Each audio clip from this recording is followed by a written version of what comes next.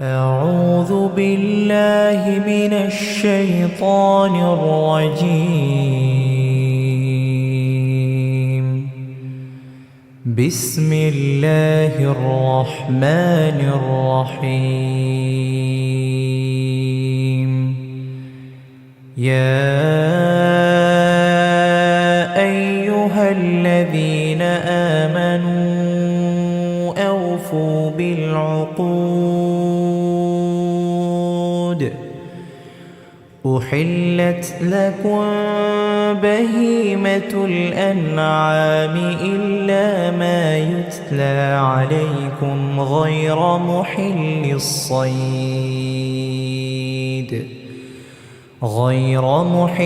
الصيد وأنتم حرم. إن الله يحكم ما يريد.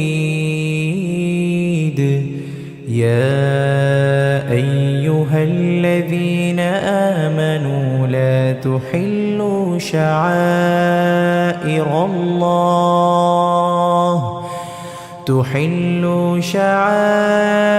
الله ولا الشهر الحرام ولا الهدي ولا القلائد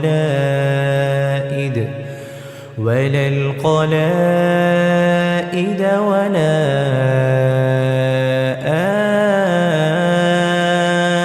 آمين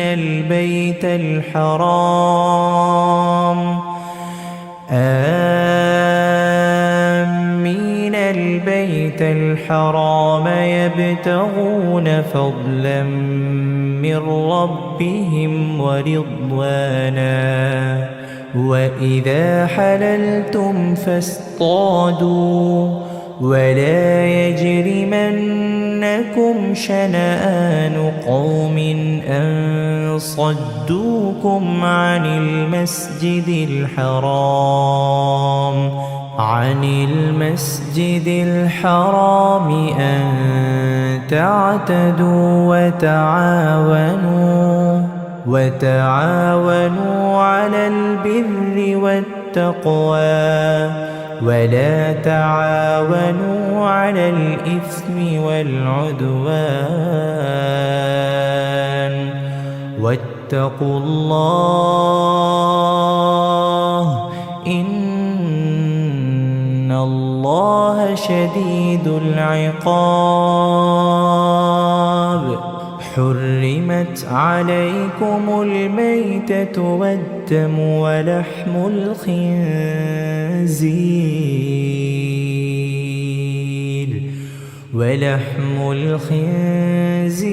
وما أهل لغير الله به والمنخنقة والموقوذة والمتردية والنطيحة وما أكل السبع إلا ما ذكيتم وما ذبح على النصب وأن تستقسموا بالأزلام ذلكم فسق. اليوم يئس الذين كفروا من دينكم فلا تخشوهم واخشون. اليوم أكملت لكم دينكم وأتممت عليكم نعمتي ورضيت لكم الإسلام دينا. فمن اضطر في مخمصة غير متجانف لإثم فإن الله غفور رحيم. يسألونك ماذا أحل لهم قل أحل لكم الطيبات وما علمتم من الجوارح مكلبين تعلمونهن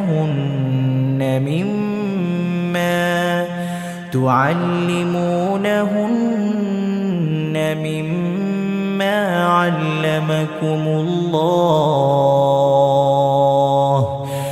فكلوا مما أمسكن عليكم واذكروا اسم الله عليه واتقوا الله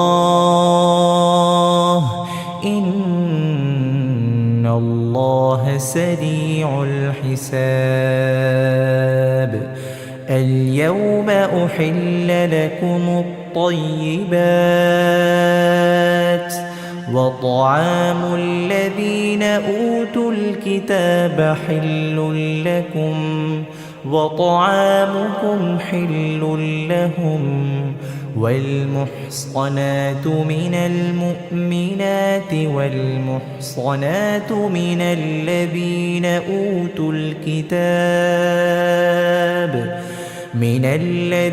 أوتوا الكتاب من قبلكم إذا آتيتموهن أجورهن محصنين غير مسافحين ولا متخذي أخدان ومن يكفر بالإيمان فقد حبط عمله وهو في الآخرة من الخاسرين. يا أيها الذين آمنوا إذا قمتم إلى الصلاة فاغسلوا وجوهكم وأيديكم إلى المرافق وامسحوا برؤوسكم وأرجلكم إلى الكعبين وإن كنتم جنبا فاطهروا وإن كنتم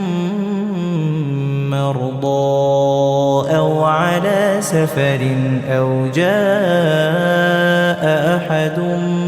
منكم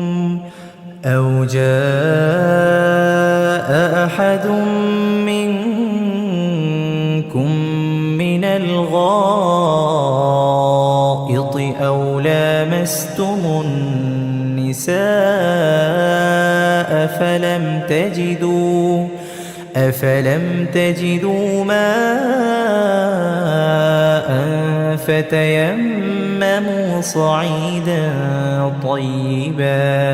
صعيدا طيبا فامسحوا بوجوهكم وأيديكم منه ما يريد الله ليجعل عليكم من حرج ولكن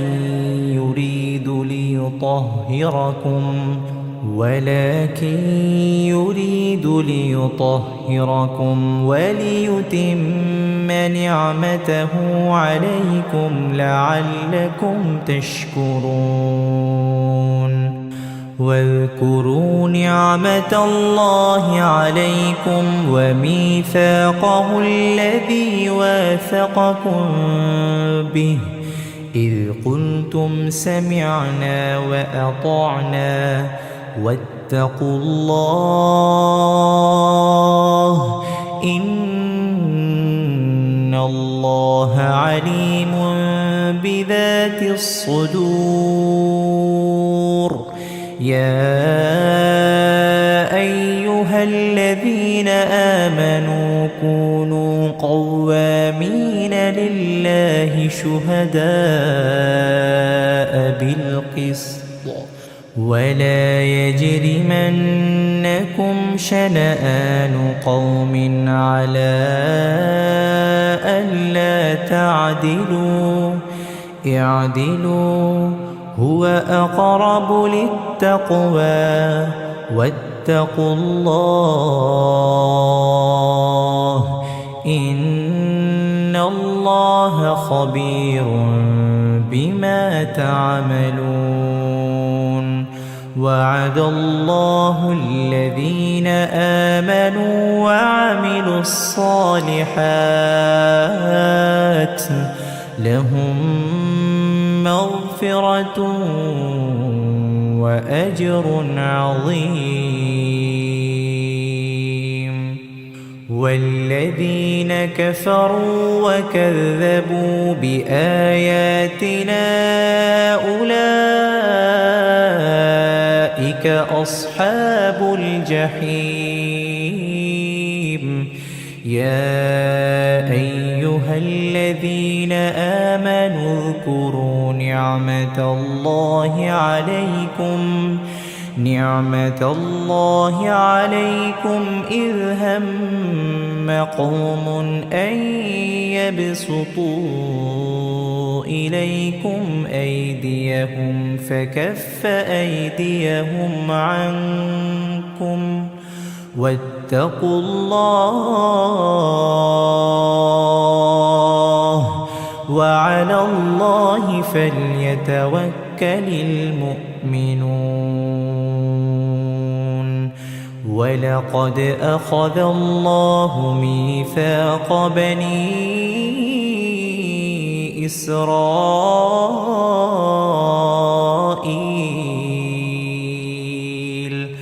وبعثنا منهم 12 نقيبا وقال الله إني معكم لئن أقمتم الصلاة وآتيتم الزكاة وآمنتم برسلي وعزرتموهم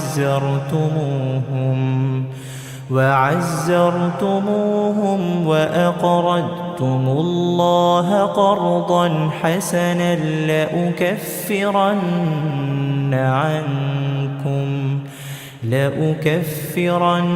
عنكم سيئاتكم ولأدخلنكم جنات تجري من تحتها الأنهار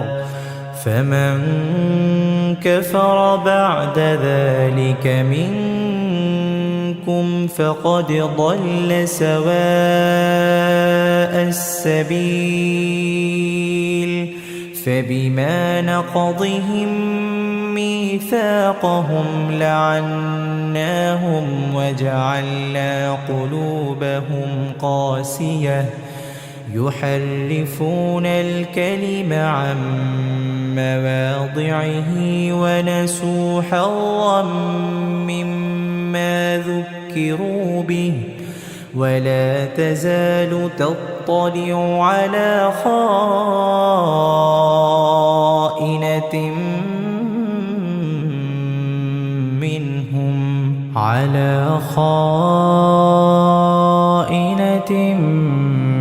منهم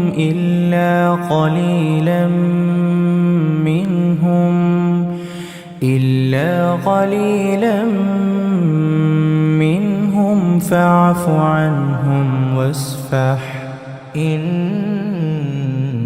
الله يحب المحسنين. ومن الذين قالوا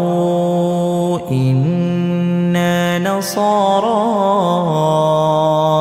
أخذنا ميثاقهم فنسوا حظا مما ذكروا به فأغرينا بينهم العداوة والبغضاء إلى يوم القيامة وسوف ينبئهم الله بما كانوا يصنعون. يا أهل الكتاب قد جاءكم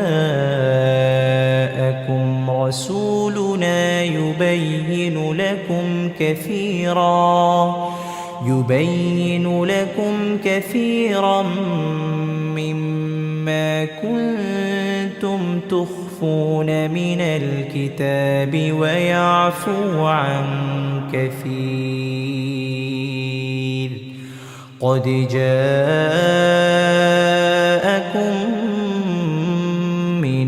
الله نور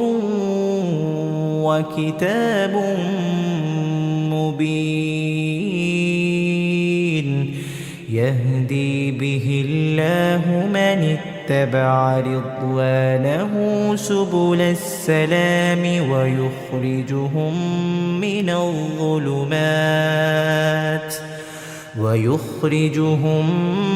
من الظلمات إلى النور بإذنه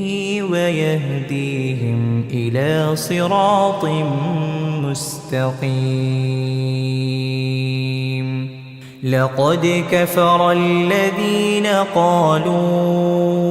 إن الله هو المسيح ابن مريم قل فمن يملك من الله شيئا إن أراد أن يهلك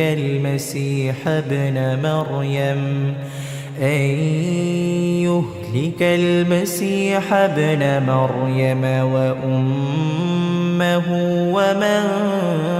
في الأرض جميعا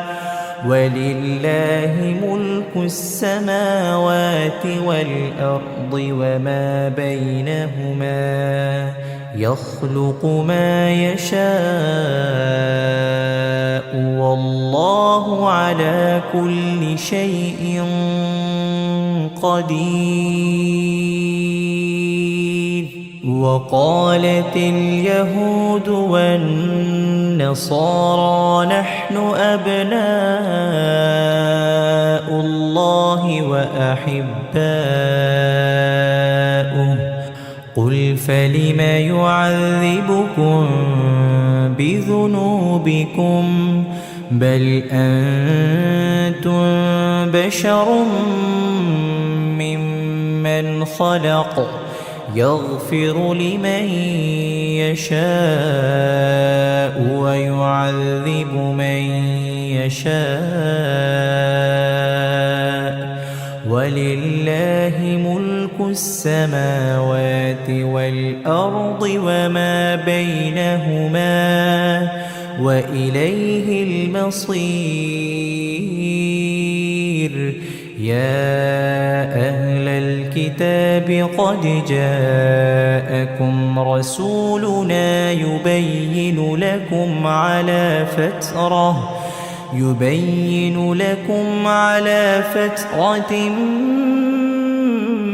من الرسل أن تقولوا ما جاءنا من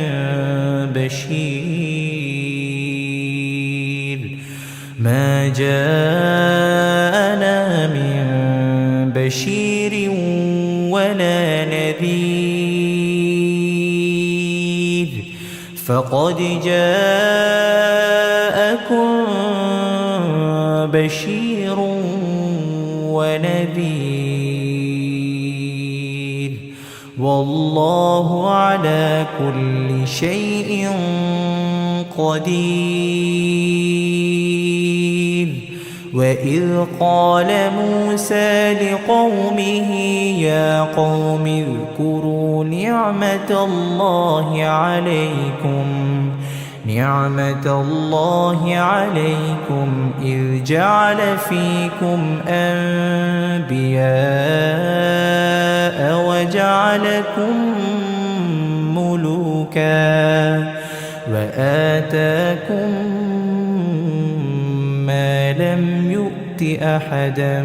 من العالمين يا قوم ادخلوا الأرض المقدسة التي كتب الله لكم ولا ترتدوا على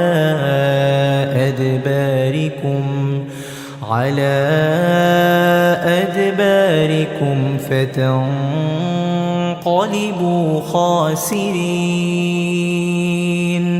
قالوا يا موسى إن فيها قوما جبارين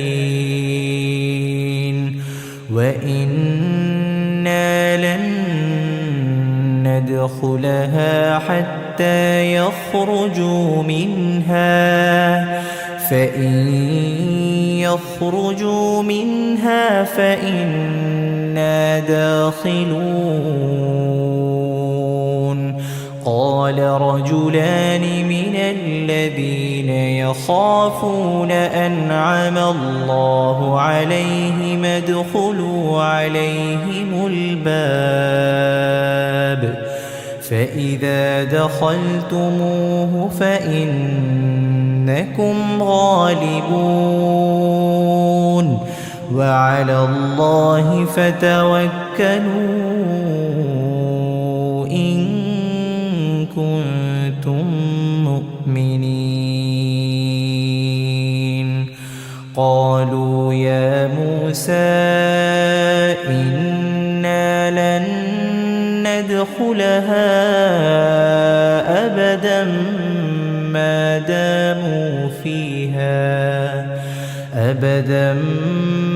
داموا فيها فاذهب أنت وربك فقاتلا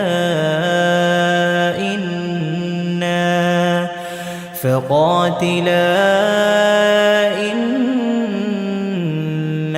هاهنا قاعدون. قال رب إني لا أملك إلا نفسي وأخي فافرق بيننا وبين القوم الفاسقين. قال فإنها محرمة عليهم 40 سنة يتيهون في الأرض فلا تأس على القوم الفاسقين. واتل عليهم نبأ ابني آدم بالحق إذ قربا قربانا فتقبل من أحدهما ولم يتقبل من الآخر قال لأقتلنك. قال إنما يتقبل الله من المتقين. لئن بسطت إلي يدك لتقتلني ما أنا بباسط يدي إليك لأقتلك إني أخاف الله رب العالمين. إني أريد أن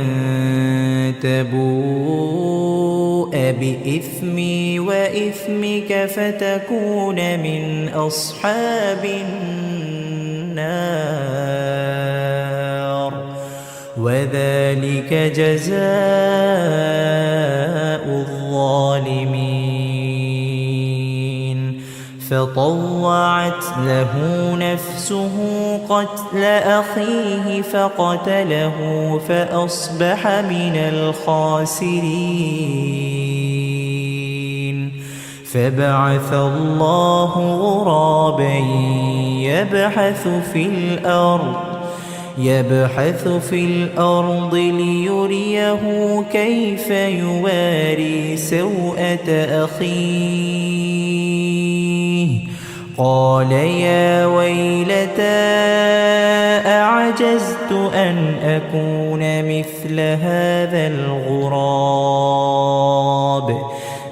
هذا الغراب فأواري سوءة أخي فأصبح من النادمين. من أجل ذلك كتبنا على بني إسرائيل أنه من قتل نفسا بغير نفس أو فساد في الأرض فكأنما قتل الناس جميعا ومن أحياها فكأنما أحيا الناس جميعا ولقد جاءتهم رسلنا بالبينات ثم إن كثيرا منهم بعد ذلك في الأرض لمسرفون إنما جزاء الذين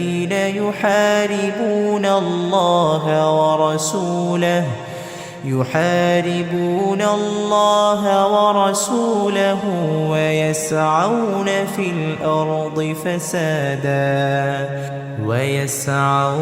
في الأرض فسادا أن يقتلوا أو يصلبوا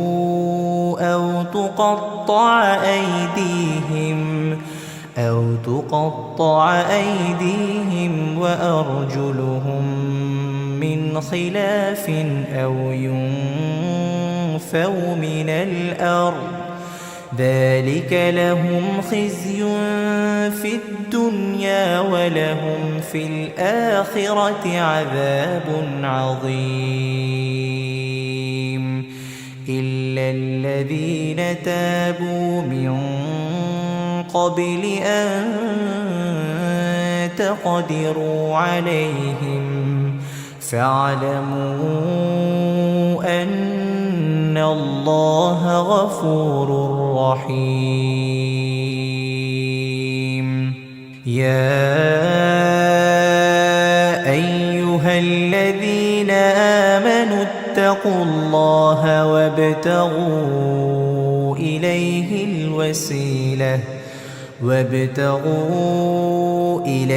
الوسيلة وجاهدوا في سبيله لعلكم تفلحون إن الذين كفروا لو أن لهم ما في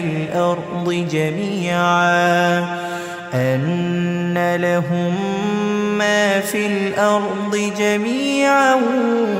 ومثله معه ليفتدوا به من عذاب يوم القيامة ما تقبل منهم ولهم عذاب أليم يريدون أن يخرجوا من النار وما هم بخارجين منها ولهم عذاب مقيم والسارق والسارقة فاقطعوا أيديهما جزاء بما كسبا نكالا من الله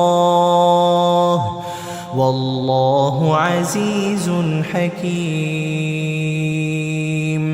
فمن تاب من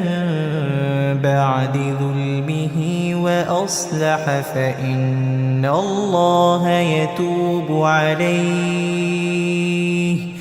إن الله غفور رحيم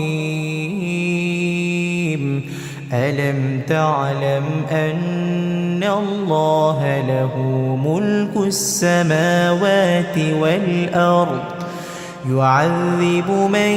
يشاء ويغفر لمن يشاء والله على كل شيء قدير يا أيها الرسول لا يحزنك الذين يسارعون في الكفر من الذين قالوا آمنا بأفواههم ولم تؤمن قلوبهم ومن الذين هادوا سماعون للكذب سماعون لقوم آخرين لم يأتوك يحرفون الكلم من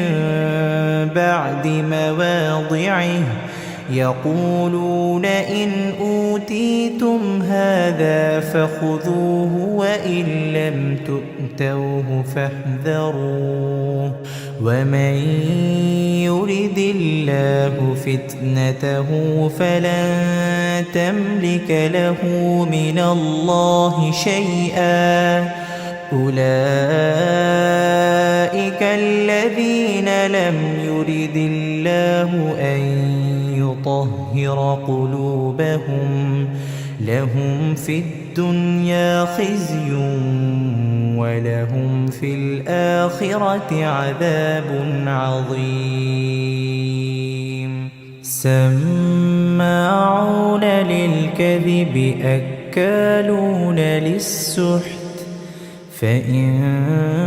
جاءوك فاحكم بينهم أو أعرض عنهم وإن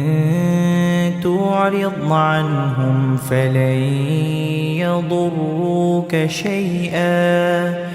وإن حكمت فاحكم بينهم بالقسط إن الله يحب المقسطين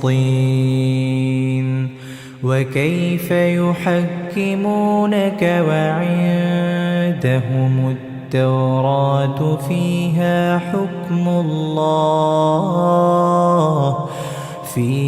حكم الله ثم يتولون من بعد ذلك وما أولئك بالمؤمنين إنا أنزلنا التوراة فيها هدى ونور يحكم بها النبيون الذين أسلموا للذين هادوا والربانيون والأحبار بما استحفظوا من كتاب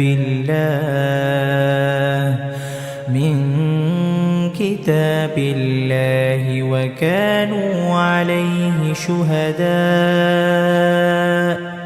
فلا تخشوا الناس واخشوني ولا تشتروا بآياتي ثمنا قليلا ومن لم يحكم بما أنزل الله فأولئك هم الكافرون وكتبنا عليهم فيها أن النفس بالنفس والعين بالعين والأنف بالأنف والأذن بالأذن والسن بالسن والجروح قصاص فمن تصدق به فهو كفارة له ومن لم يحكم بما أنزل الله فأولئك هم الظالمون وقفينا على آثارهم بعيسى ابن مريم مصدقا لما بين يديه من التوراة وآتيناه الإنجيل فيه هدى ونور ومصدقا لما بين يديه من التوراة وهدى وموعظة للمتقين وليحكم أهل الإنجيل بما أنزل الله فيه ومن لم يحكم بما أنزل الله فأولئك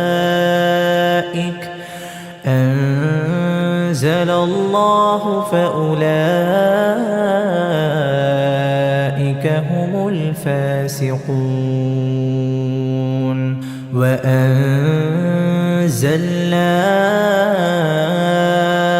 إليك الكتاب بالحق مصدقا لما بين يديه من الكتاب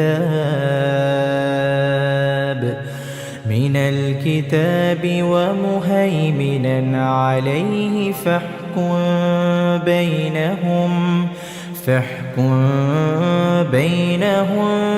بما أنزل الله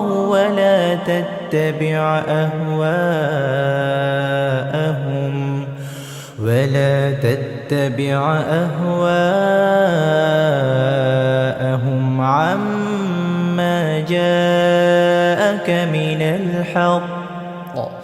لكل جعلنا منكم شرعة ومنهاجا ولو شاء الله لجعلكم أمة واحدة ولكن ليبلوكم فيما آتاكم فاستبقوا الخيرات إلى الله مرجعكم جميعا فينبئكم بما كنتم فيه تختلفون وأن احكم بينهم بما أنزل الله ولا تتبع أهواءهم واحذرهم أن يفتنوك عن بعض ما أنزل الله إليك فإن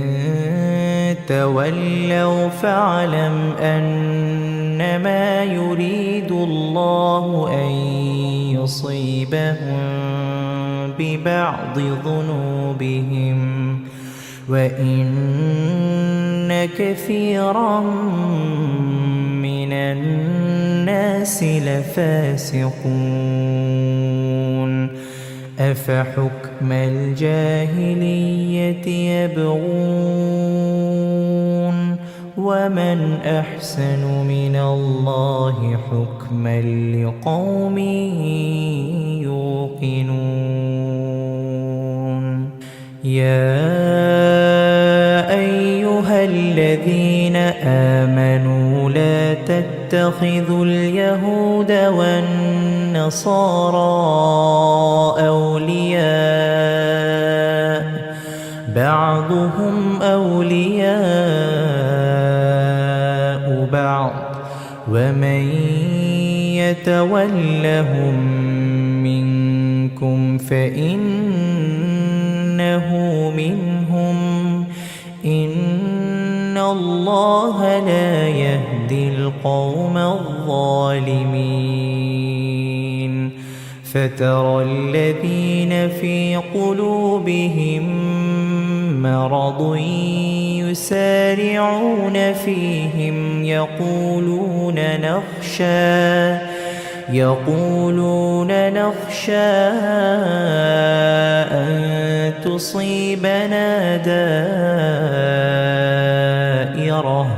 فعسى الله أن يأتي بالفتح أو أمر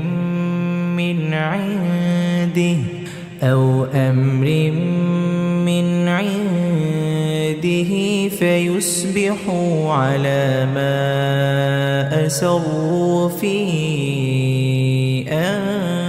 أنفسهم نادمين ويقول الذين آمنوا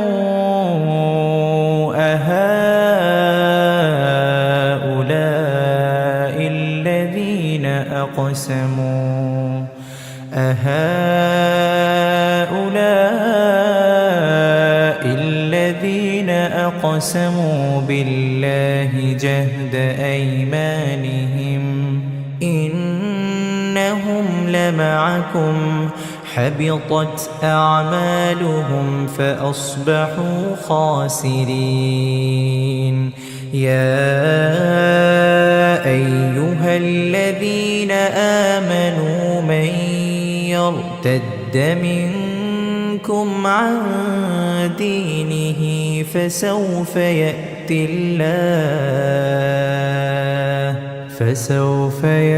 الله بقوم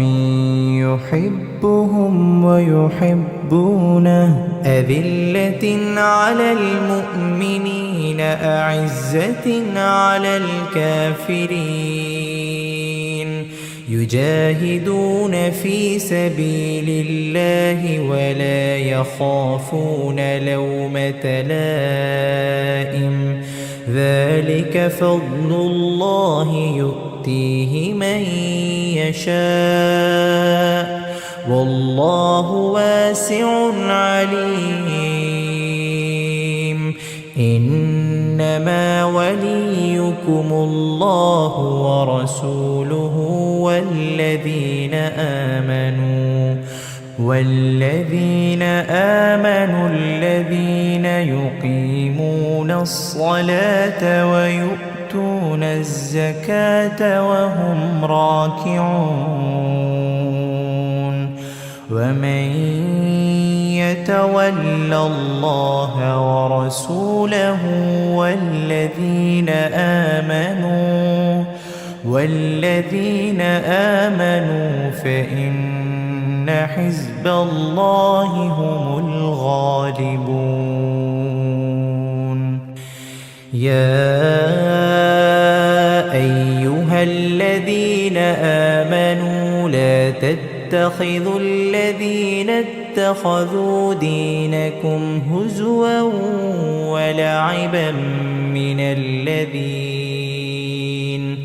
ولعبا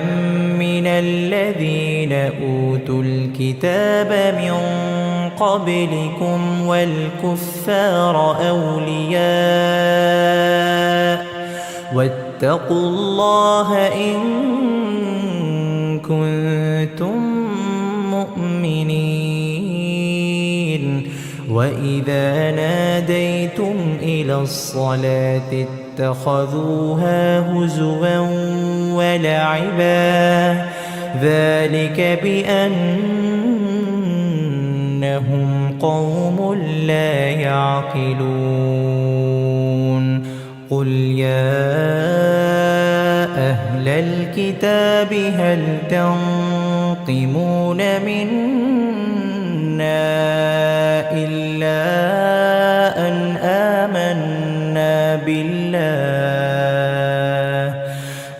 آمنا بالله وما أنزل إلينا وما أنزل من قبل وأن أكثركم فاسقون قل هل أنبئكم بشر من ذلك مثوبة عند الله لعنه الله وغضب عليه وجعل منهم القردة والخنازير وعبد الطاغوت أولئك شر مكانا وأضل عن سواء السبيل وإذا جاءوكم قالوا آمنا وقد دخلوا بالكفر وهم قد خرجوا به والله أعلم بما كانوا يكتمون وترى كثيرا منهم يسارعون في الإثم والعدوان وأكلهم السحت لبئس ما كانوا يعملون لولا ينهاهم الربانيون والأحبار عن قولهم الإثم وأكلهم السحت لبئس ما كانوا يصنعون وقالت اليهود يد الله مغلولة غلت أيديهم ولعنوا بما قالوا بل يداه مبسوطتان ينفق كيف يشاء وليزيدن كثيرا منهم ما أنزل إليك من ربك طغيانا وكفرا وألقينا بينهم العداوة والبغضاء إلى يوم القيامة كلما أوقدوا نارا للحرب أطفأها الله ويسعون في الأرض فسادا والله لا يحب المفسدين ولو أن أهل الكتاب آمنوا واتقوا لكفرنا عنهم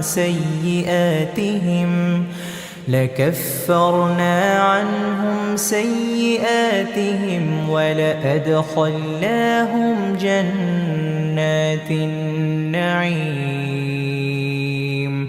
ولو أنهم أقاموا التوراة والإنجيل وما أنزل إليهم من ربهم لأكلوا من فوقهم ومن تحت أرجلهم منهم أمة مقتصدة وكثير منهم ساء ما يعملون يا أيها الرسول بلغ ما أنزل إليك من ربك وإن لم تفعل فما بلغت رسالته والله يعصمك من الناس إن الله لا يهدي القوم الكافرين قل يا أهل الكتاب لستم على شيء حتى تقيموا التوراة والإنجيل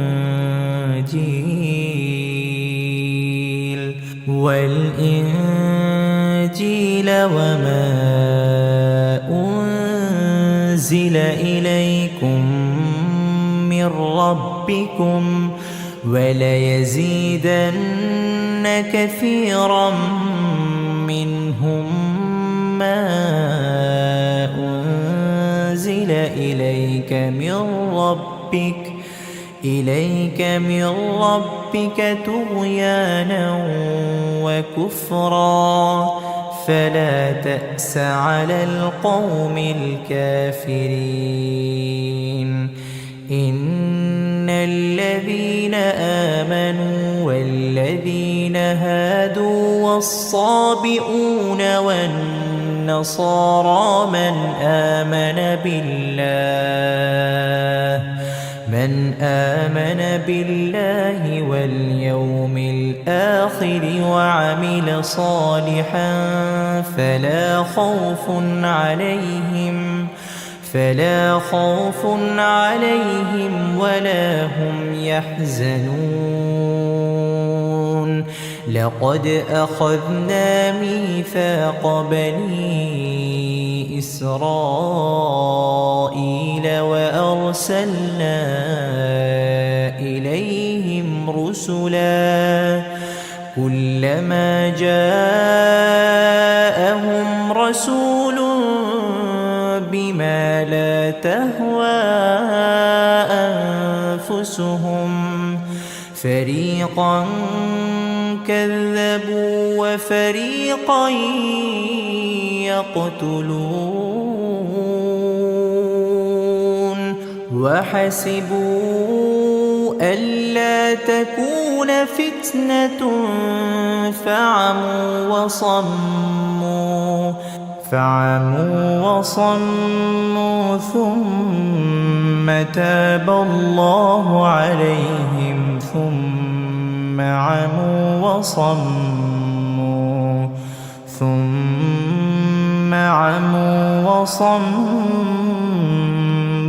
كثير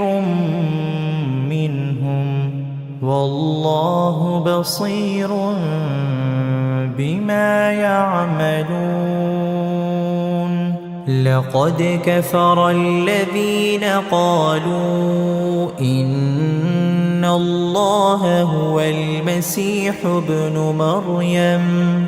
وقال المسيح يا بني إسرائيل اعبدوا الله ربي وربكم إنه من يشرك بالله فقد حرم الله عليه الجنة ومأواه النار وما للظالمين من أنصار لقد كفر الذين قالوا إن الله ثالث ثلاثة وما من إله إلا إله واحد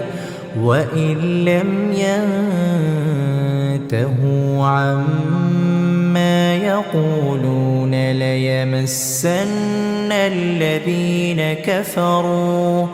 ليمسن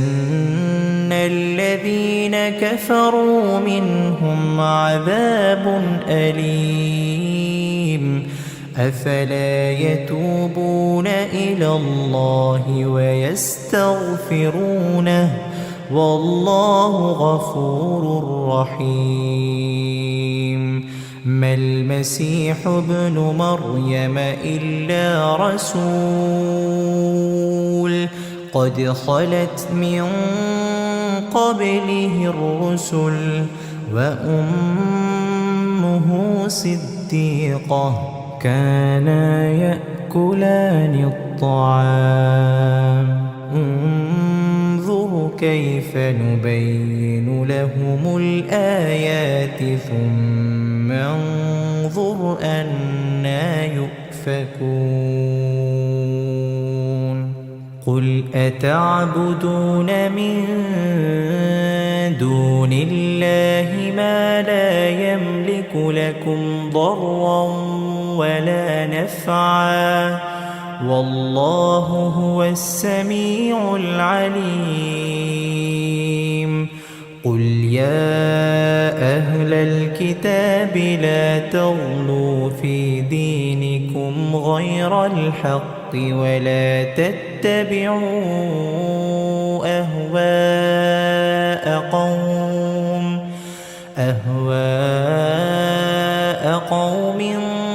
قد ضلوا من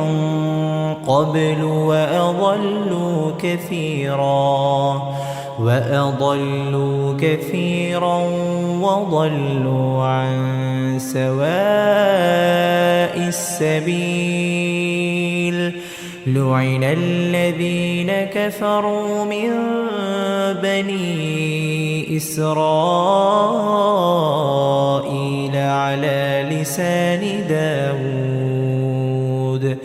على لسان داود وعيسى بن مريم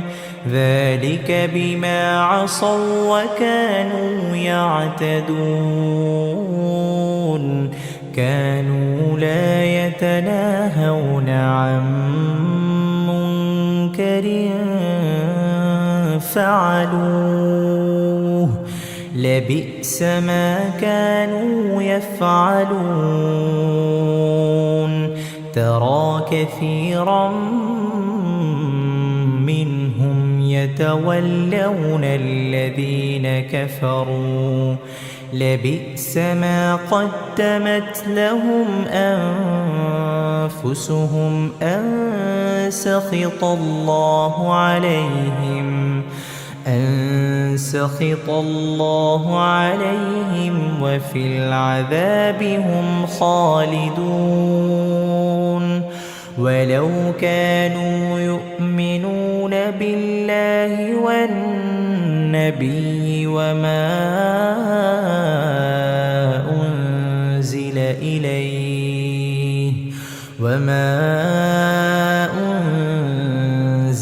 إليه ما اتخذوهم أولياء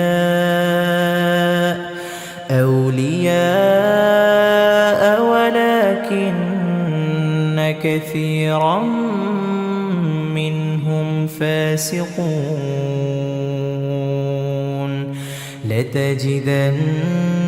أشد الناس عداوة للذين آمنوا اليهود والذين أشركوا ولتجدن أقربهم مودة للذين آمنوا الذين قالوا إنا نصارى ذلك بأن منهم قسيسين ورهبانا وأنهم لا يستكبرون وإذا سمعوا ما أنزل إلى الرسول ترى أعينهم تفيض من الدمع مما عرفوا من الحق يقولون ربنا آمنا فاكتبنا مع الشاهدين وما لنا لا نؤمن بالله وما جاءنا من الحق ونطمع أن يدخلنا ربنا مع القوم الصالحين فأثابهم الله بما قالوا جنات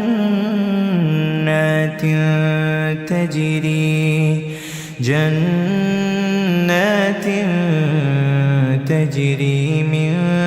تحتها الأنهار خالدين فيها وذلك جزاء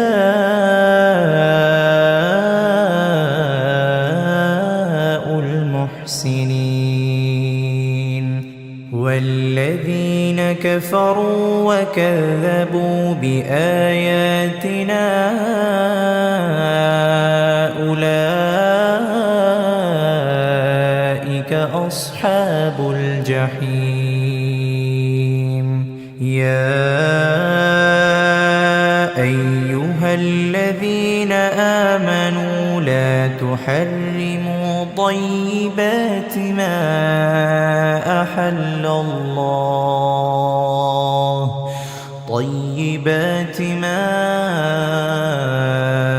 أحل الله لكم ولا تعتدوا إن الله لا يحب المعتدين وكلوا مما رزقكم الله حلالا طيبا واتقوا الله الذي أنتم به مؤمنون لا يؤاخذكم الله باللغو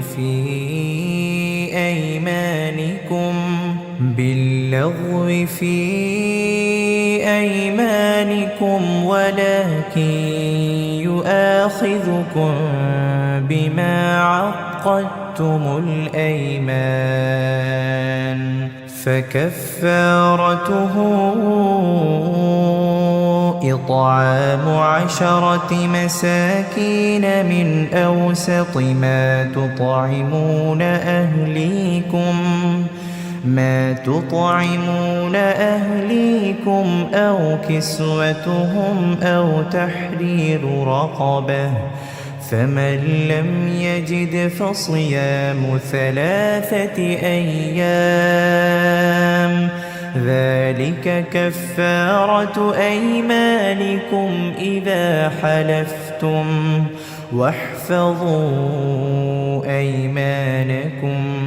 كذلك يبين الله لكم آياته لعلكم تشكرون يا أيها الذين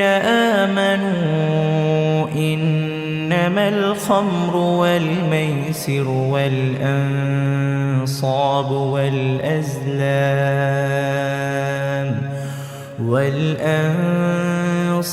والأزلام رجس من عمل الشيطان فاجتنبوه لعلكم تفلحون إنما يريد الشيطان أن يوقع بينكم العداوة والبغضاء في الخمر والميسر ويصدكم عن ذكر الله وعن الصلاة فهل أنتم منتهون وأطيعوا الله وأطيعوا الرسول واحذروا فإن توليتم فاعلموا أنما على رسولنا البلاغ المبين ليس على الذين آمنوا وعملوا الصالحات جناح فيما طعموا إذا ما اتقوا وآمنوا وعملوا الصالحات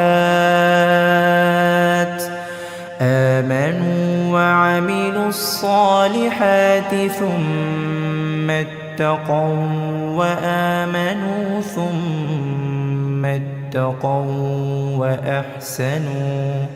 والله يحب المحسنين يا أيها الذين آمنوا ليبلونكم الله بشيء من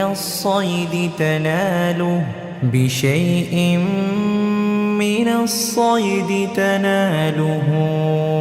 أيديكم ورماحكم ليعلم الله من يخافه بالغيب فمن اعتدى بعد ذلك فله عذاب أليم. يا أيها الذين آمنوا لا تقتلوا الصيد وأنتم حرم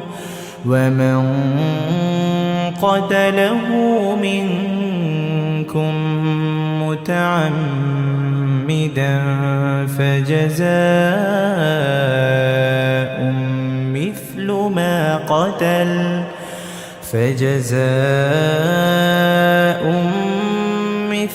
ما قتل من النعم يحكم به ذوى عدل منكم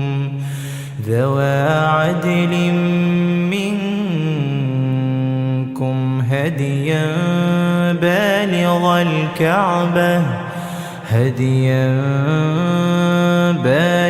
الكعبة أو كفارة طعام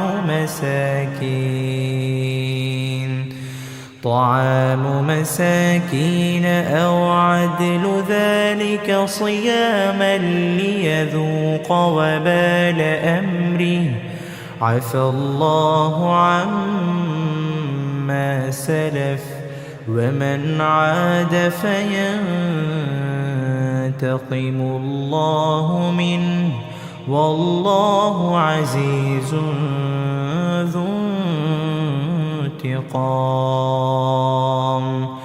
أحل لكم صيد البحر وطعامه متاعا لكم وللسيارة وحرم عليكم صيد البر ما دمتم حرما واتقوا الله الذي إليه تحشرون. جعل الله الكعبة البيت الحرام قياما للناس والشهر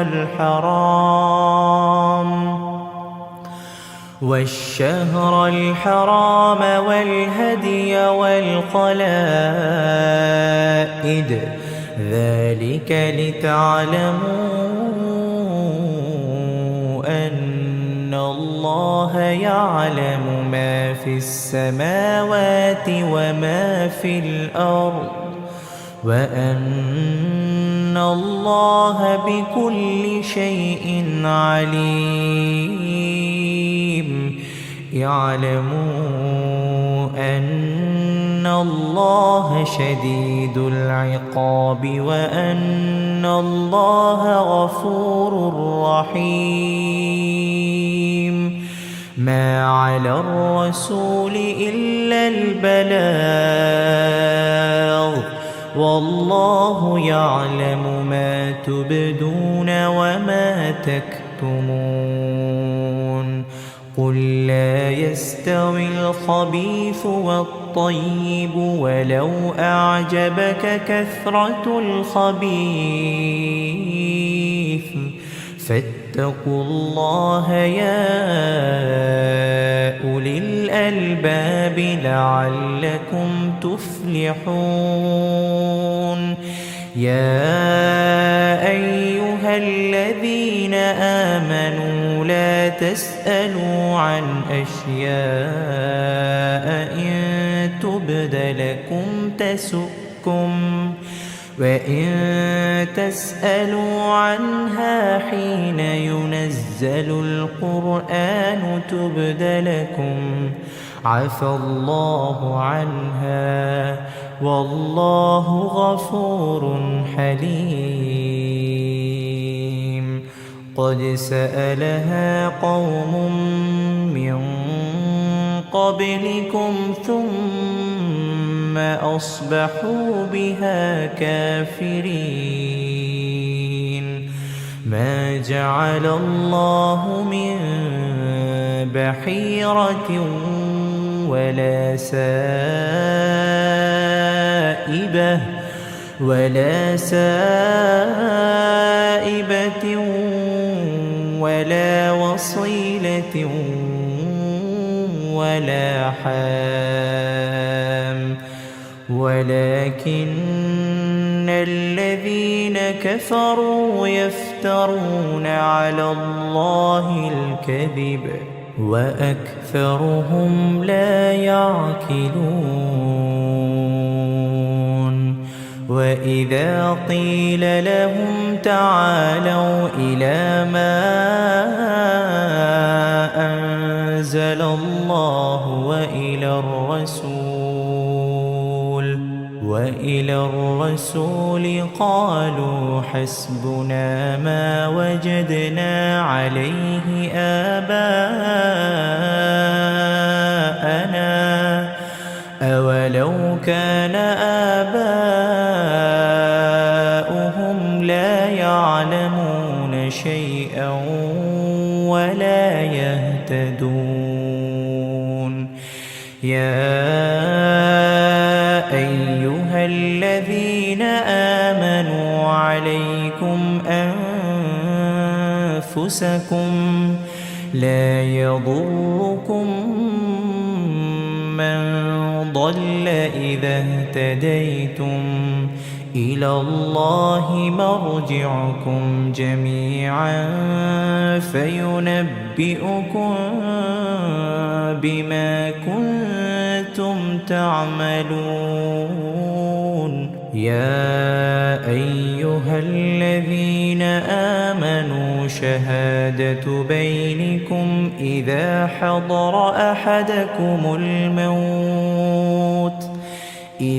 حضر أحدكم الموت حين الوصية اثنان ذوى عدل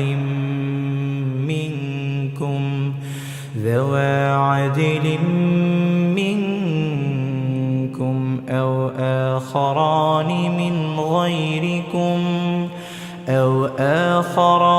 من غيركم إن أنتم ضربتم في الأرض فأصابتكم مصيبة الموت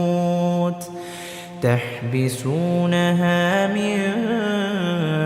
بعد الصلاة فيقسمان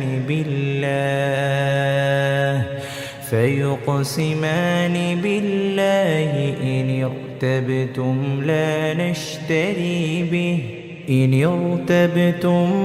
نشتري به ثمنا ولو كان ذا قربى ولا نكتم شهادة الله إنا إذا لمن الآثمين. فإن عثر على أنهما استحقا إثما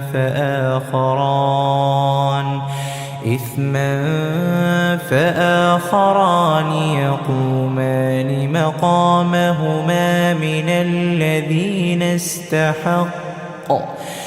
الذين استحق عليهم الأوليان فيقسمان بالله لشهادتنا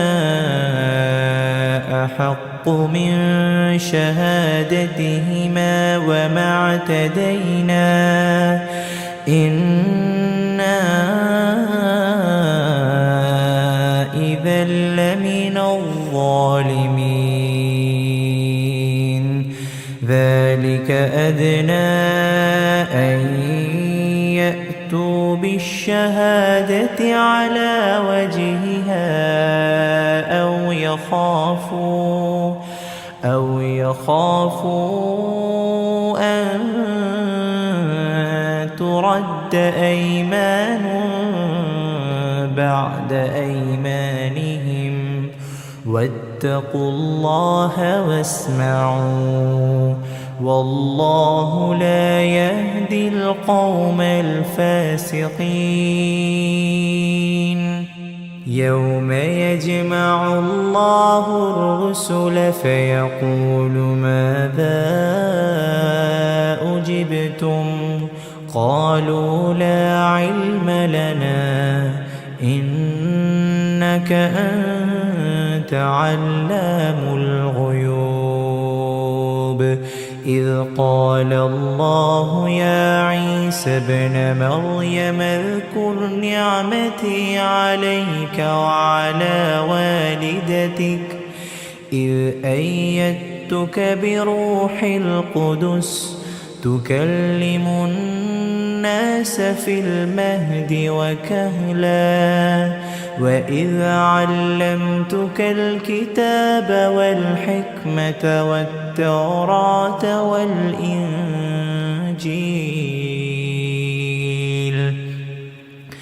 وإذ تخلق من الطين كهيئة الطير بإذني فتنفخ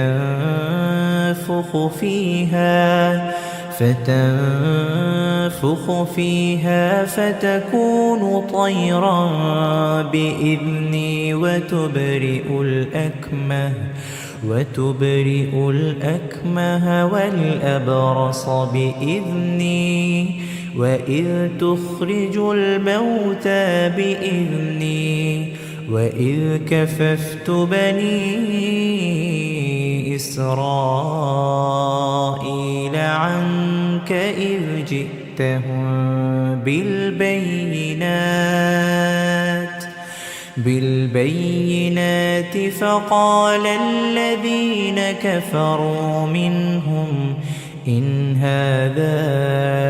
إلا سحر مبين وإذ أوحيت إلى الحواريين أن آمنوا بي وبرسولي قالوا آمنا واشهد بأننا مسلمون إذ قال الحواريون يا عيسى ابن مريم هل يستطيع ربك أن ينزل علينا مائدة من السماء قال اتقوا الله إن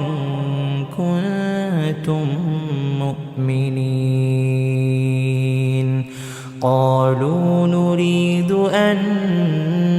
نأكل منها وتطمئن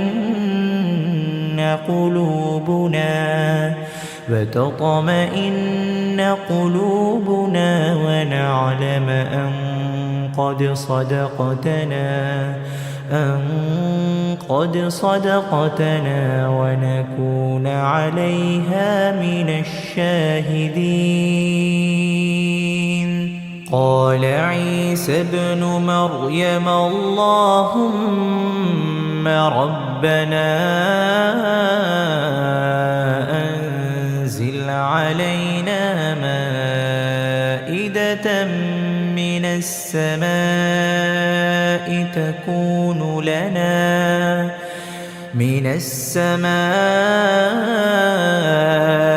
تكون لنا عيدا لأولنا وآخرنا وآية منك وارزقنا وأنت خير الرازقين قال الله إني منزلها عليكم فمن يكفر بعد منكم فإني أعذبه عذابا لا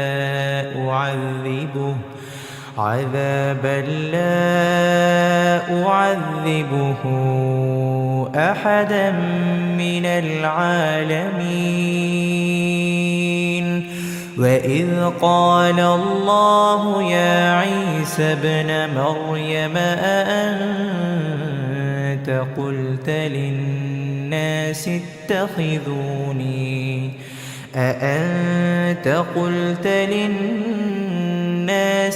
اتخذوني وأمي إلهين من دون الله قال سبحانك ما يكون لي أن أقول ما ليس لي بحق